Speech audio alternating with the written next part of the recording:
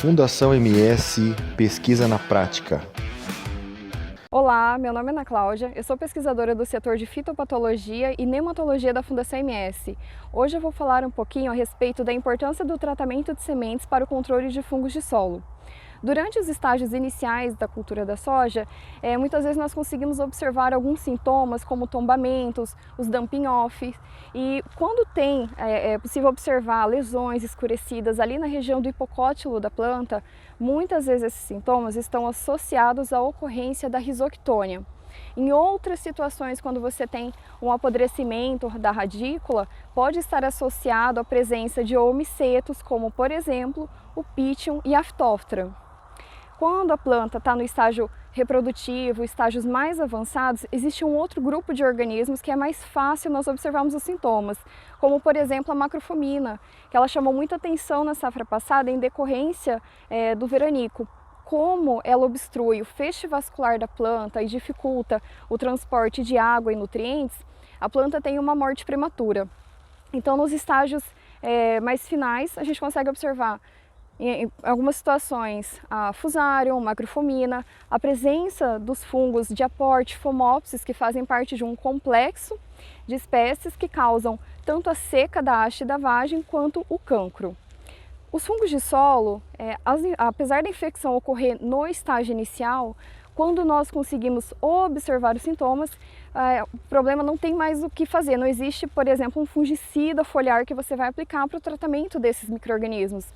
Por isso que é importante fazer a correta diagnose, entender quais são os patógenos que estão presentes na área para fazer o manejo posteriormente na entre-safra e na próxima safra. Uma dúvida recorrente que surge dos produtores é em relação a se esses fungos são transmitidos via sementes, se eles já estão presentes ali na área. Então, muitas vezes eles podem sim ser transmitidos via sementes, não apenas esses que já mencionei, outros como, por exemplo, a antragnose, a própria cercospora, que causa a mancha púrpura e o crestamento foliar de cercospora, dentre outros. Em outras situações ele já está ali presente no solo.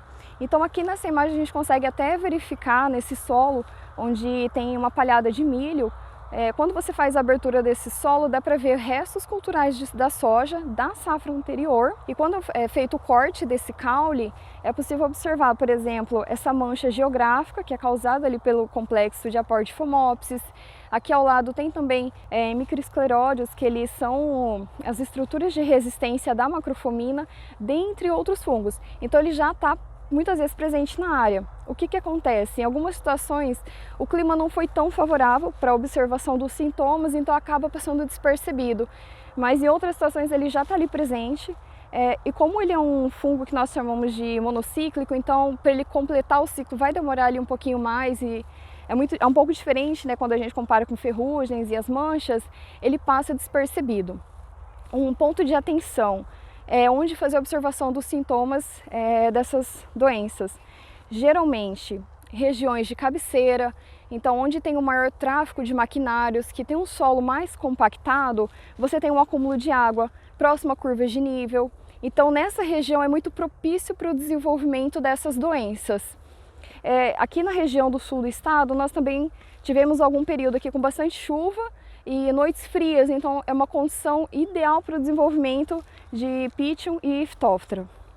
Então, após a gente fazer a diagnose e descobrir quais são os patógenos que estão presentes na nossa área, o que é importante? A escolha correta do tratamento de sementes. Então, como a gente pode observar nessa tabela, quando a gente pensa, por exemplo, na ocorrência do Pythium e Phytophthora, a quantidade de princípios ativos que tem eficiência boa para esse grupo de micro-organismos, ela é muito baixa. Então, basicamente, é apenas o metalaxil que ele tem uma maior eficácia de controle, diferente da risoctônia, do Fusarium ou do Phomopsis, que a gente tem uma gama maior de princípios ativos que podem estar sendo utilizados para o manejo dessa doença. Um ponto importante em relação ao tratamento de sementes com produtos químicos. Em situações de solo muito seco, você vai ter uma baixa solubilização do seu fungicida, e também pode, devido à grande concentração de ingrediente ativo, ter a ocorrência de sintomas de fitotoxidez. Um segundo ponto importante, que é interessante de estratégia de manejo, é a utilização de produtos biológicos. Esse trabalho que foi realizado aqui na Fundação MS, nós utilizamos bactéria e Trichoderma harzianum para fazer o controle de doenças de solo. Então, em todos os tratamentos, do 1 ao 4, foi feito inseticida e fungicida. A diferença é que no tratamento 2, 3 e 4, nós acrescentamos um micro-organismo. Então, todos eles, nós acrescentamos uma espécie de tricoderma, variou a cepa estudada. E o que nós verificamos? Não houve diferença significativa na produtividade, mas em todos os tratamentos que nós acrescentamos o produto biológico, teve um aumento na produtividade. E nós verificamos que deu diferença significativa foi na massa de 1000 grãos.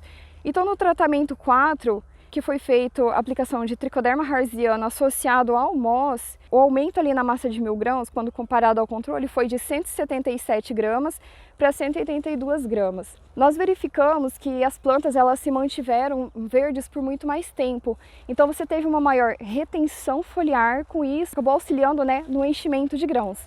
Então, sendo alternativas muito interessantes para o manejo dessas doenças. E o que é importante? A gente pensava, vamos supor, em macrofomina, ela também é hospedeira do sorgo, é hospedeira do milho. Então, até na entre-safra, no caso, quando você for utilizar essas culturas, pode-se utilizar o produto biológico no tratamento dessas sementes. Pontos de atenção em termos de aplicação. Cuidar com a compatibilidade de alguns produtos. Então, muitas vezes você está usando o inoculante é um organismo vivo, pode ter alguma incompatibilidade com esses micro-organismos, então é importante confirmar, verificar com os fabricantes se realmente pode fazer essa mistura. Uma outra alternativa, já existem alguns equipamentos microns que são tripartidos ou até bipartidos, onde poderia se colocar, vamos supor, em um compartimento só o produto biológico, em outro um nematicida químico, no outro inoculante, sem que ocorra essa incompatibilidade. Outro ponto, armazenamento desses produtos, toma sempre um pouco de cuidado, são organismos vivos, às vezes a gente deixa ali num barracão, altas temperaturas e acaba comprometendo futuramente a eficiência. Bom, esses são os recados que eu gostaria de ter passado. Quem tiver dúvidas, inclusive na diagnose, pode estar nos procurando, a gente pode orientar em relação à coleta, como que é feito a diagnose, alguns laboratórios especializados para a gente fazer o manejo assertivo dessas doenças.